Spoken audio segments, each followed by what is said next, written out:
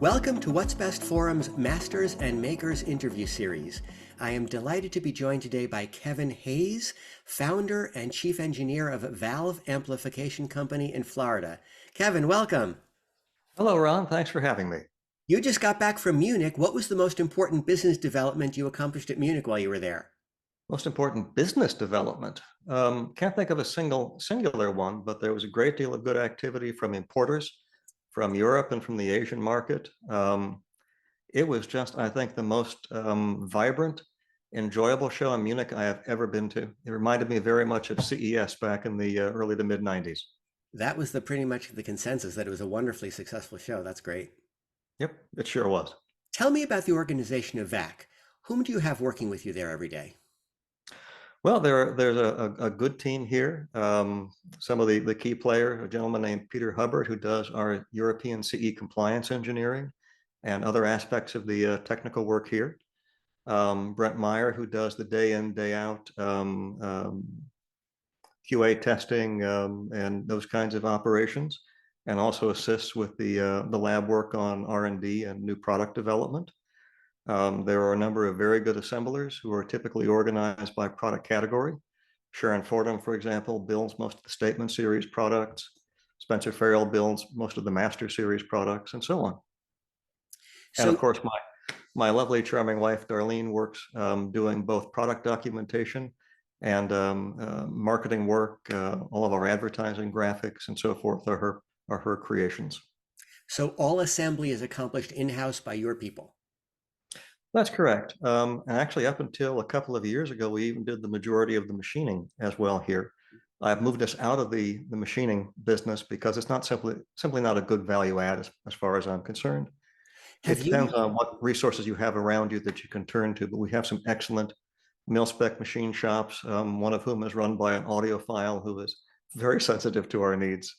And it's just better to have that dirty work done out of house. We maintain a small machining capacity in-house for prototyping or emergency rush kind of work, but it's just not what we should be doing. We should be designing and manufacturing. Have you written the schematic for all of the current components yourself? Do you work with a colleague there? Do you get any consultants from outside, or do you literally write all the schematics yourself personally? Well, no consultants from outside. All the products are internally grown, both with regard to the circuitry and the industrial design.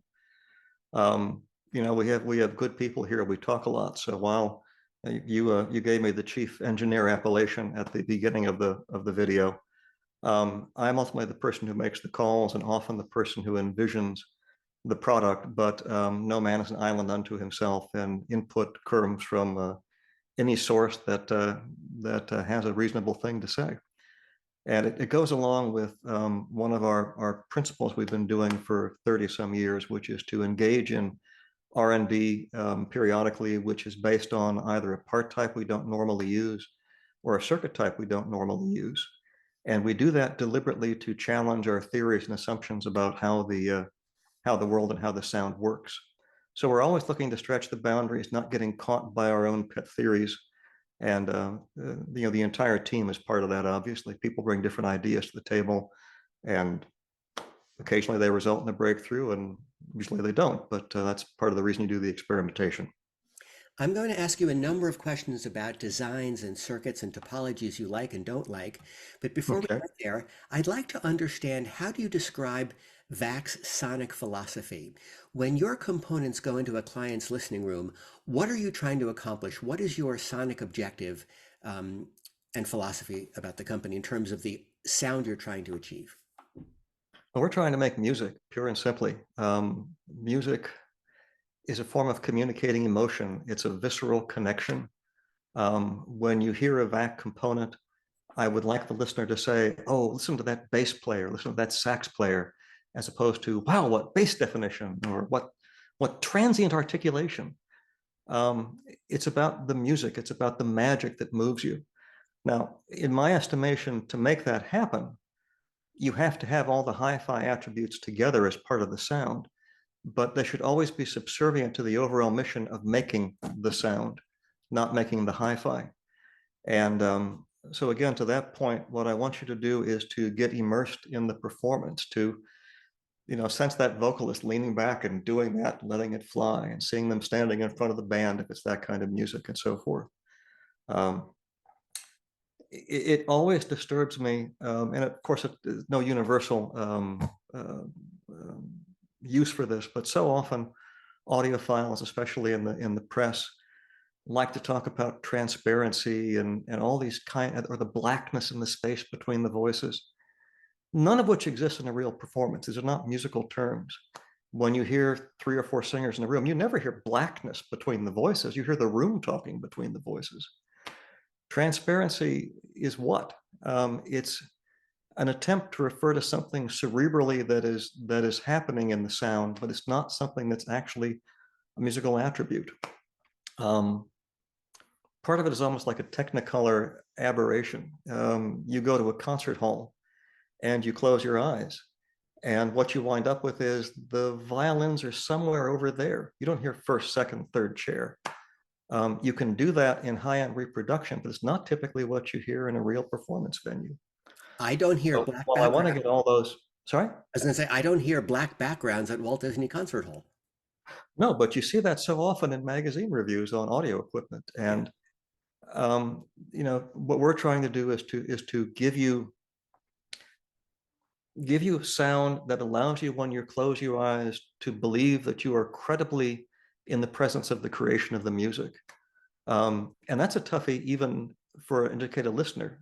Back when I was doing a lot of recording work, take something as simple as an acoustic bass. I remember one bass player I worked with up in the New York area. He was in the big room where Vanguard used to record back in the 60s. One bass, boom, filled this giant performance venue. I work with other guys, you're cramming the mic in the bridge of it, turning the bass up on the console, trying to get any sound out of him. So what does an acoustic bass sound like? It's a range of possible sounds. And we're trying to get you within that credible range. If you weren't there when the recording was made, you don't know what that was. But that's the attempt that we're looking at, is that point where you can have suspension of disbelief and just get lost in the music. And there are those wonderful moments when you close your eyes and you feel like you're moving through space and being put into a different perspective looking at the band, Mhm. like where the mics were flying above the conductor's head. And that happens sometimes. On your website, you write, and I quote, tubes do have a sound that is different from solid state amplifiers, and one that happens to make amplified music sound better to the human ears and brain. I suspect solid state amplifier designers might take exception, but what is the physiological or perhaps psychoacoustic basis for your view there? No psychoacoustics at all to this. After 100+ years of amplification technology, the triode vacuum tube remains the single most linear amplifying element ever invented. It's followed by the pentode tube, followed by the MOSFET and the FET family of transistors, and the very least linear device you can find is a bipolar transistor. Not really arguable. And you can make the analogy, for those who aren't in the engineering community, to something like a mirror. What you want for the accurate reproduction of music would be a device which was akin to a perfectly flat and clear mirror. A vacuum tube is a slightly curved mirror, very gentle bend. A pentode tube, a bit of a sharper bend, and so on until you get to a bipolar transistor, which basically is a very sharply bent mirror in this analogy. The result of that as an engineer is you can get a good linear reproduction with a relatively simple circuit and relatively few amplifying devices with a vacuum tube. When you start working transistor circuits, you begin seeing there are many more active devices in the circuit. This is trying to, in the analogy, bounce the light off in different ways to get an overall flat result from what were fundamentally not flat devices. A deeper topic to go into. I have a great deal of respect for the engineers who get a credible sound out of solid state. They're like a tailor working with burlap, and to be able to make a sport coat that you want to wear with burlap is a really talented result. But it's like anything else in life. Would you want to drink pure water or dirty water that's been filtered? The less distorted device is the better choice. You have four In, product. in terms of the psychoacoustics, that goes more to other issues of overall product measurement as opposed to the device that you use. And that's one which is arguable in some circles. You get the objectivists who say, I couldn't measure it, therefore it does not exist. The challenge, though, is the human ear and brain are nonlinear devices, and they are largely pattern recognition devices, and your distortion analyzer and so forth are linear devices. As a result, there are things that you can readily, easily measure that are relatively hard to hear, and other things that are relatively hard to measure that are relatively easy to hear. The classic example for audio equipment would be total harmonic distortion. If you begin with a simple circuit that generates second harmonic and a bit of third harmonic as its distortion, second harmonic is relatively benign to the ear. It takes a relatively large amount of it to be directly audible per se. The higher harmonics, the sevenths, the ninths, the elevenths, are very audible in very small amounts to the ear. And they are very unmusical, very strident in the way they sound to the ear. So this applies to engineering with things like negative feedback and THD. If your open loop amplifier had second and third, and you put one feedback loop around it, your output has lower total distortion. But now, in addition to the second and the third, you also have the fourth, the sixth, the ninth harmonic in the output. If you put another loop around that, suddenly you're all the way out to the 81st harmonic, or I may have done the math wrong on that, but you get the basic point. Is there are things you do that improve the measurement of THD, but which generate a new product which is highly offensive to the ear. So as a designer, part of the challenge is to make a product whose measurements are sufficiently good that you know you are not directly hearing the aberration. And beyond that, make it sound like music. You have four product lines, the Renaissance, the Signature, the Master, and the Statement. What does a client achieve in sonic qualities as you go up the different lines? Basically more of everything. And it raises a side point, which is when we undertook to make the Statement products about a decade ago, I had the notion that is classically trained into you, whether you're in physics or in business or what have you, which is the concept of diminishing marginal returns. I thought I'm going to throw all cost constraints to the wind and increase the cost by 2 or 4 times and get a little sonic improvement. And so far, what we're observing is big sonic improvements. That curve has to flatten at some point, but we haven't found that point yet, which I found to be a tremendous surprise. Delightful as an engineer trying to bring music back to life, but a bit counterintuitive. So anyway, we don't, what's the right way to say this? If you look in the Renaissance Mark V preamplifier and the Statement line stage, for example, it is the same basic circuit, but there are tremendous differences in the grade of parts, the resonance control of the chassis, the way the chassis is built, the size and elaboration of the power supply. Our basic determination of what is the best sounding circuit for the application doesn't change with the model. The degree to which we go to refine that in implementation is what changes. So in a Renaissance Mark V, you might find in one location a resistor which cost us 39 cents. In the Statement, you might find a resistor which cost us $40.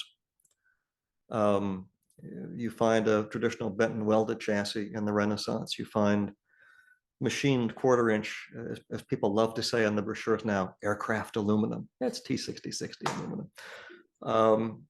You find it plated through different layers to get different EM absorption characteristics to shield the circuit. You have a piece of brass on which the circuit is mounted with decoupling from the outside world.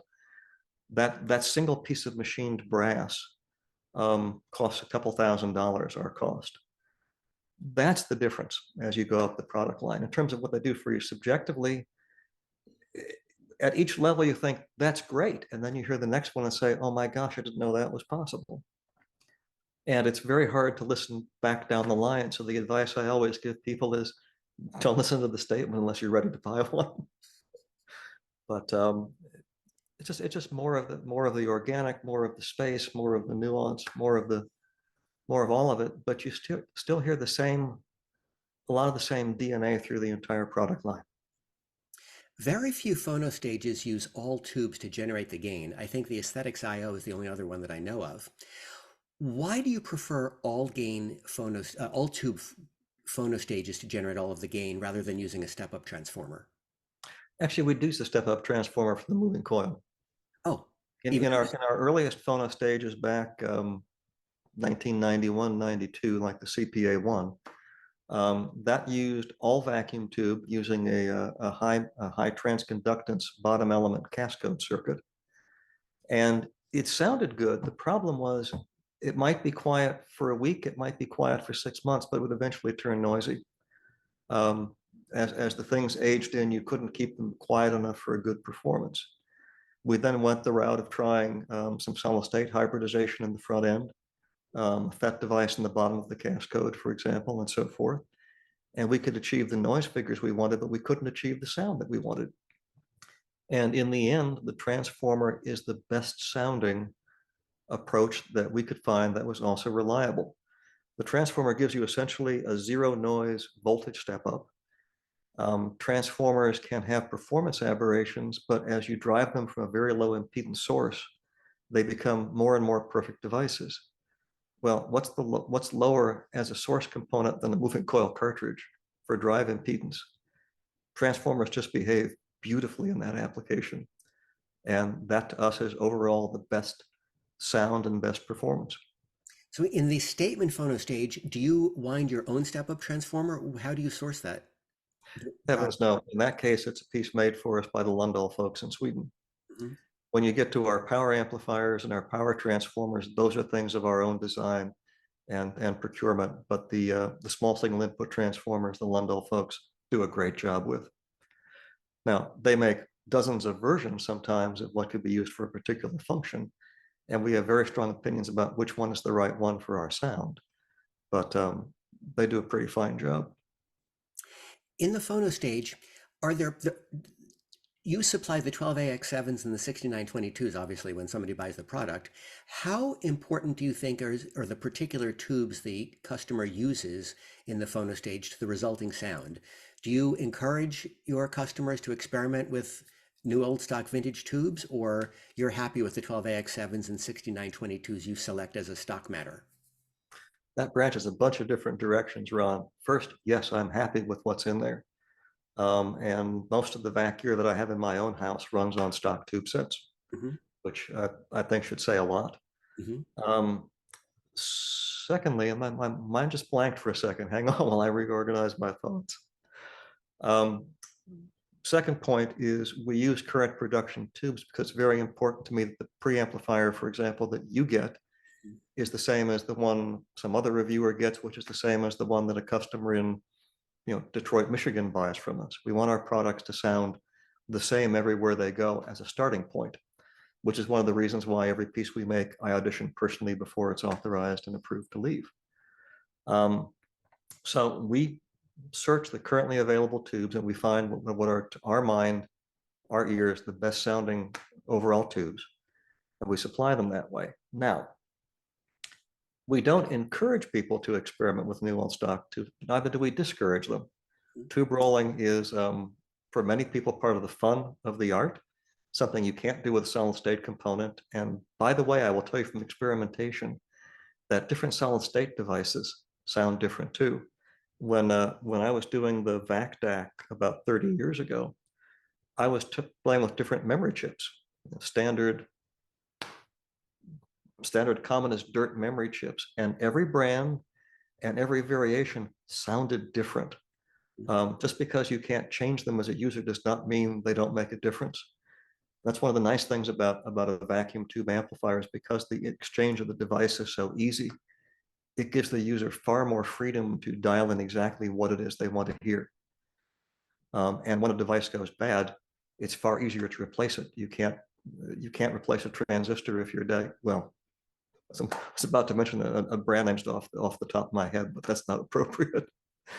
But anyway, to the point of trying different tubes, A lot of our customers do that, and a surprising number come back about a year later and say, send me a brand new factory tube set. We've decided you got it right to begin with. Not universal, and again, not important. Whatever makes the music in your system is what you should use. The amp or the preamp's going to measure fine with any good 12AX7 or any good 6922. So we have no dog in that fight. The statement line stage uses, I believe, a very expensive Alps potentiometer. Yes, custom made for us by Alps in Japan. It's about this big and weighs about 4 pounds. And it's a 4-section brass shielded independent section part, which we then motorize our own selves to make it remote controllable. And it is just the best sounding volume control device I've ever heard. And it's, again, I guess one of the hallmarks of the engineering that we do here is most of what we do is very old school, because we find that's what delivers the best sound. Most modern devices, preamplifiers now, even ones that claim to be tube devices, typically use a volume control, which is an ADDA conversion volume chip.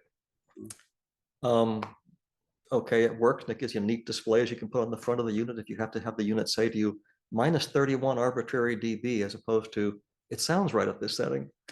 You can do that way. There are also step attenuator types. And what you run into there is the devices used then to switch the signal. Sometimes FET switches, which are themselves, it's a transistor, it's not perfectly linear. Or relays, which typically are very audible on the sound. There are different ways of doing volume controls. We just like potentiometers. I was going to ask you, with a discrete stepped resistor device, you can put in as expensive as resistors as you want. Why not Yep. use a stepped discrete device? Because in our experimentation, it has not sounded as good as a good potentiometer, and I can't explain that to you. Fair enough. What sonic differences should a client expect moving from the 450 IQ to the 452 IQ? I'm going to tell you a little story about the first show we took them to, which was Capital Audio Fest in 2019. Our dealer from Atlanta, the audio company, comes up and helps us with that show logistically every year. So the first year that the Statement 452s went to that show, we had the exact same system the prior year with Statement 450s. And Keith Sequeira, who owns the audio company, comes up to me during setup and says, yeah, I'd like to get these back at my place for a week or two and hear them and get a sense of what the differences are. And I said, sure, you can take them back with you. About 11 o'clock that Monday night, we got first sound. Speakers aren't positioned yet, but we get things running. And after about 40 seconds, Keith walks over to me, puts his hand on my shoulder and says, never mind, I get it. The difference was so staggering. Throughout that entire show, I kept watching people walk into that room, get about 6 paces and stop and say, what's different? Because the difference was so obvious. It's airy, organic, natural, free, non-electronic. It's a whole different sound. Statement 450s are great, but 452s are one of those, I didn't expect that breakthroughs that happen. A lot of that relates to the front end circuitry. A lot of it relates to power supply for the driver circuit.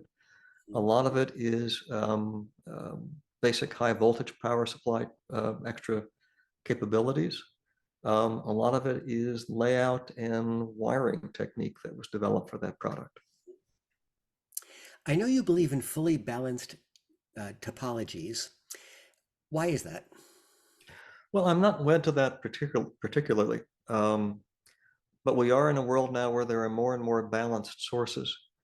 And so if the majority of what's coming to your product is inherently balanced, preserving what that designer put into that product is part of what we need to do.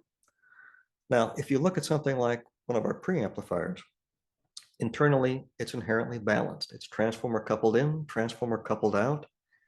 In point of fact, it has more in common with a small Class A1 push-pull power amp than a traditional classic preamplifier.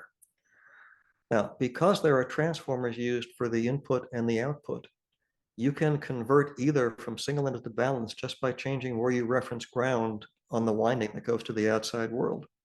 So we can accommodate either signal type with no change in sound by our device at all. So you can, for example, if you have a DAC with both balanced and single-ended outputs, you can try them both and see which one sounds best to you.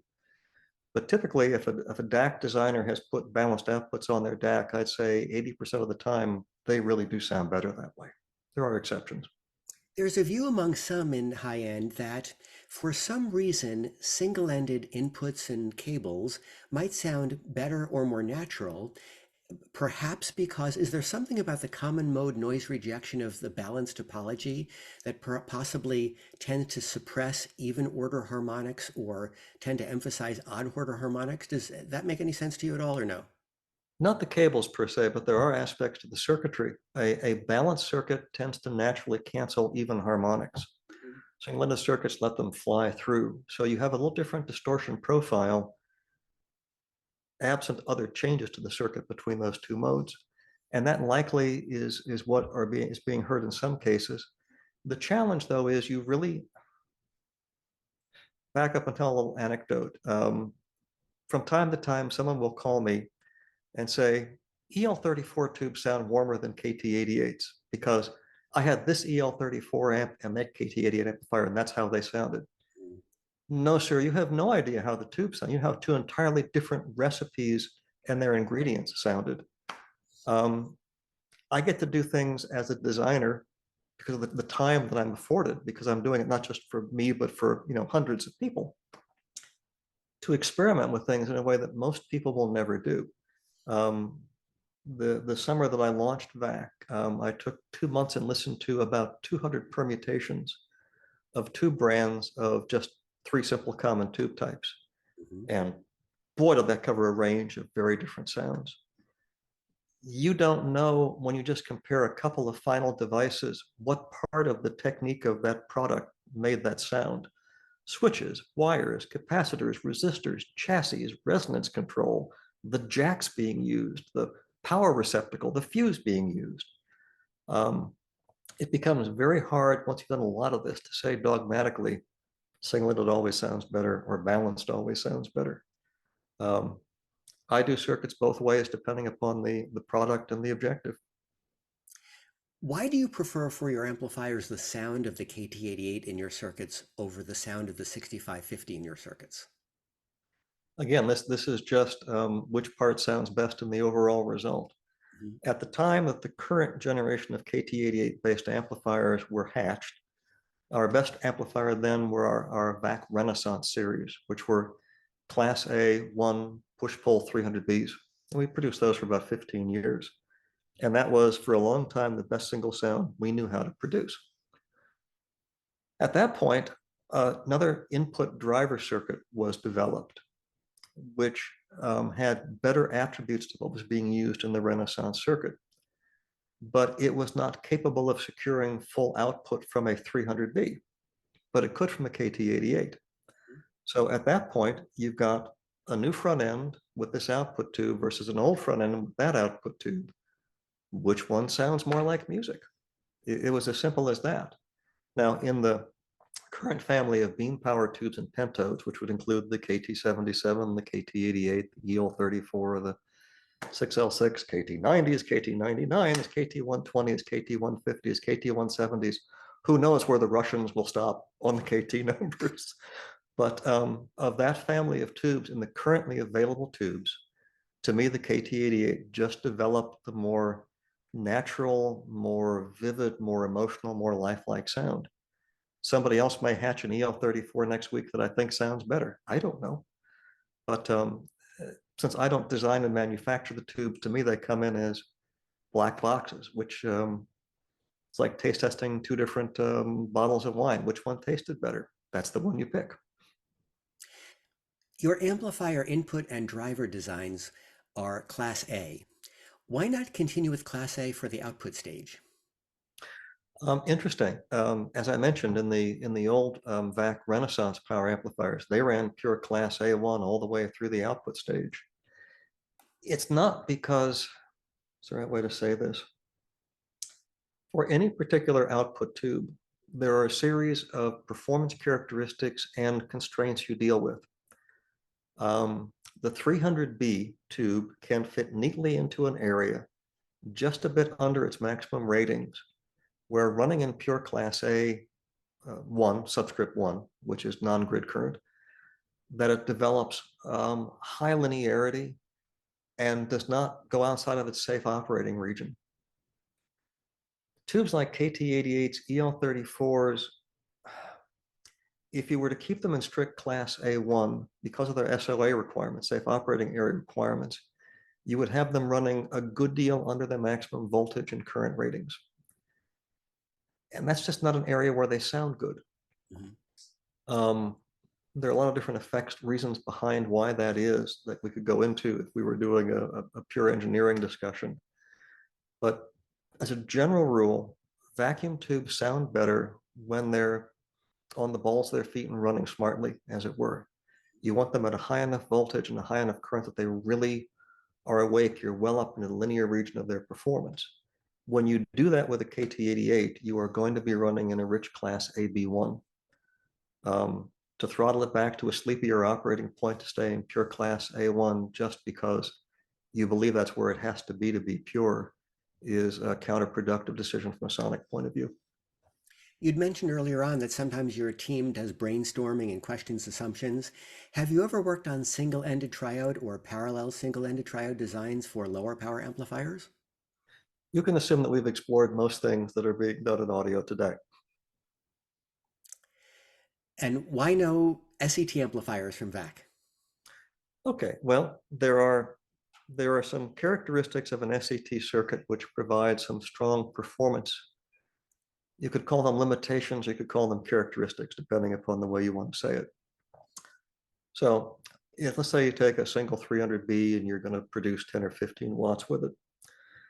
The very nature of an SET means at the basic level that you are passing all of your plate current unidirectionally through an output transformer, which will, for many of us, remind us of an experiment we did in high school or in college where you wrap a wire around a nail and connect it to a battery and, oh, it became a magnet.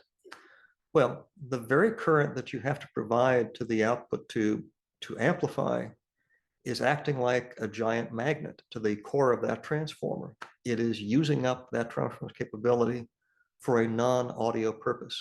It is moving that transformer into saturation. So there are a few things you can do. One thing is you can leave it be. And a lot of manufacturers have done that. But if you dig into performance measurements of those amplifiers, you will see that they tend to have alarmingly high levels of distortion in their bottom 1 or 2 octaves. I mean, up to 20%. And that's going to be very plainly audible. In fact, that was a technique that was done back in the 40s and 50s deliberately by companies making little tabletop radios, because the human ear perceives the excess second harmonic as implying a missing bass fundamental below it. If you look in the old Radiotron Designer's Handbook, it's a topic called synthetic bass. So yes, those kinds of SET amplifiers have an unusually warm and rich sound because you are hearing the distortion. That goes against my philosophy of measures good enough I know you're not hearing the aberration and then sounds like music. So the designer of the SET amplifier can then put an air gap in the transformer if they want to. Other designers have done that. If you see measurements on those circuits, they tend to have frequency response aberrations within the audio band.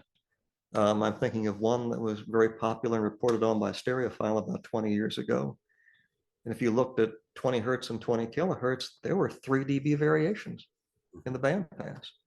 So again, something measurably very wrong and audibly different because of it. Again, it's not true fidelity. It may be something you like the sound of in your system, and that's fine. I wouldn't ever knock you for that choice, but it's not real fidelity.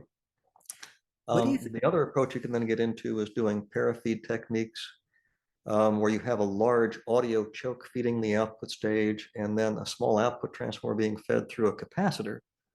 Now I've got a capacitor in my circuit that wasn't there before to block the DC to the output transformer. I've got this giant choke now that's really part of my audio path and audio power supply. At the end of the day, I can get measurements comparable to what we were doing with the Renaissance amp, but I've got a large, heavy, expensive amp, which really performs no better than I haven't seen the advantage. Fair enough. What do you think about the ultralinear amplifier designs that offer switching between triode and tetrode or pentode mode? Interesting, and we've done a number of those over the years. In fact, we did an amplifier about 25 years ago, which let use three different families of tubes in all three of those operating modes and with 6 levels of negative feedback. It was like the gooseneck lamp of amplifiers. You could twist it any way you want to. Oddly enough, that meant that in the end, a lot of people couldn't find any place they were comfortable because they were given too many choices, which is an odd but very human side effect of giving too many choices. We stopped putting triode ultralinear or triode pentode switches on our amplifiers about 10 or 15 years ago, because while they give you a flexibility to a different sound character, the very fact that you're running the screen leads from your output tube over a longer distance to a switch also has a certain amount of degradation to it. So at the end of the day, we find the mode that we think sounds best and we wire it that way. We can wire it a different way for you if you're insistent upon, say, having triode as opposed to ultralinear on the KT88s. The degree to which that switch is meaningful also depends a great deal on the design of the output transformer and the tube type with which you're using it. The design of an ultralinear output transformer is, I would hesitate to call it a black art, but there are a lot of things that go on there that just aren't directly solvable by complete logic and formula. In fact, we've developed alternates on our output transformer over the years, which give a little measurable improvement in the UL performance, but don't sound the same. So, it goes down to the theory of what the UL circuit should be doing, as to whether you want the screen to be doing that or doing the other. And so there are some amplifiers where switching between those modes makes a huge difference. There are others where it's very small. I see your components behind you. What speakers are using these days to evaluate and test components? Wonderful question. And you only see, one speaker back there. When we're doing development work, there are about a dozen speakers we will use, each of which will give us a different view into what the amplifier is doing. So there'll be large full range electrostatics, there'll be big dynamics, there'll be small dynamics, there'll be a horn speaker or two in the mixture. And that mixture, of course, changes over time as new speakers become available. The development is very different from your day in, day out quality assurance listening. So, and it's very important. There were a couple of lessons I learned in the years before I started VAC. One of them was the degree to which unit to unit variation can occur in a product. There was a particular preamp that my dealer had when I was in grad school, and I had gone to read the TAS and the stereophile reviews of it. And they painted very divergent pictures of what this preamp sounded like. And my dealer was an intellectually curious fellow. He said, "That's interesting. Let me get a couple more of the preamps in." And one day we sat down and listened to 3 samples of this company's preamp. And you could literally say, that one sounds like the Absolute Sound review. That one sounds like the stereophile review. That one's different. That's the one I bought, by the way. So listen to every single one before it leaves to make sure it's what you designed. The second thing was I got a call one Saturday morning saying we just got into the store and traded in this really well-known pair of tube monoblocks. And I know you're fond of tubes. Would you like to listen to them? And I came in, I listened on Martin Logan monoliths, and it sounded pretty good. Mm-hmm. I took it home. I had this big Snell A3s back then. These amps just barked and died sonically on the Snell A3s. A few years later, I'm at a stereophile party. I founded VAC. I'm part of the industry. And I meet one of the principals of the company which made that amplifier. And I'm, new to this and I'm talking too much. And I'm talking about how we go about doing the voicing. I stop and say, what speakers do you use to do your voicing? And the guy said, oh, we only use quad 989s. So they were designing an error into their amplifier that complemented electrostatic loudspeakers. Yeah. And that's why we use different kinds of speakers to develop. And it's fun. There was a product we were doing a few years back. It sounded great on every speaker we had, except for a pair of Zingalis, which are an Italian wooden horn speaker, relatively rare in the US. I know them. On the Zingalis, this amplifier just sounded hot and hissy bright, just changed one resistor not the value, just the type. Came right into line, and on no other speaker we had could you hear that I'd made the change. What turntable, tone arm, and cartridge combination do you use for The evaluating your components? pain of my existence. There are, I think, 6 or 7 turntables around. I would be they run the gamut from the big acoustic signature Ascona with their T9000 tone arm down to 1959 Thorn's TD124 and pretty much everything you can imagine in between. Will we be seeing a tape repro preamplifier from VAC? I don't know about that yet. I've spent a bit of time dabbling with it, but I haven't reached that point where I think that I have something meaningful to add to the party. Well, what's going on in your R&D department? What's the next new product or design we should expect from VAC? Ooh, what can I tell you and not have to kill you? There will be over the next few months some new products debuting at the more affordable end of our product range across pretty much all categories. A new little phono stage in particular that I'm very keen on. Um, there's development going on everywhere, but they are in the basic product categories of line stage, phono stage, and power amplifier. There's nothing bizarrely off that track at the moment coming. But there are things like the tape repro device that are plugging their way through R&D and may result in something one day. But as the old commercial used to say, we'll serve no wine before it's time. Well, Kevin, thank you so much for joining me today. I really appreciate it.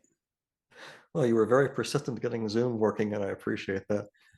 And It's been a pleasure. if you've enjoyed the interview, viewers, please subscribe to the What's Best Forum YouTube channel. Kevin, thanks very much.